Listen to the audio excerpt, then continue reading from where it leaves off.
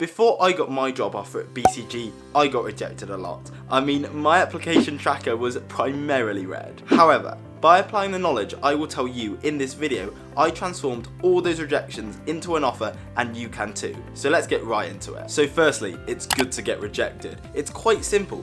Being rejected leads to lessons learned, which in turn leads to offers. I mean, even Michael Jordan said it. I failed over and over and over again in my life, and that is why I succeed. So if you don't take anything else from this video, I want you to remember that failure is not the end. It is the beginning of something potentially better. So tip number 2 is to not focus all your energy on the case study. Now, unless they've explicitly said that that was the reason why they rejected you, it's quite likely you've put too much time into it. And this is because most people think it's the most important part and nothing comes close. But that's simply not true. Firstly, you'll never make it to the interview to show them how amazing you are at case studies if you haven't put any time into your CV, your cover letter, and all those preliminary stages. Secondly, a case interview is not just a case study. For example, it probably will start with questions like, tell me about yourself.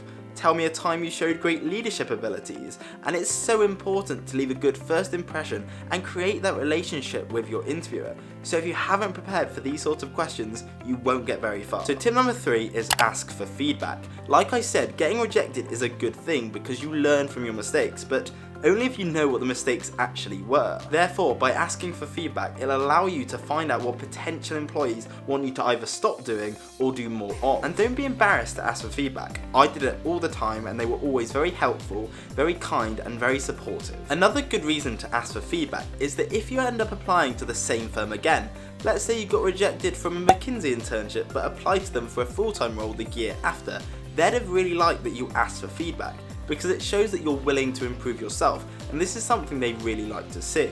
Tip number 4, forget about it. Nothing good will come from you dwelling on these experiences once you've asked for feedback and learned from your mistakes. I'm sure you've heard a lot of people say, especially athletes, stay in the moment. Once a top tennis player loses a point and learned from what happened, they're not thinking about it during the next point. So how can you do this?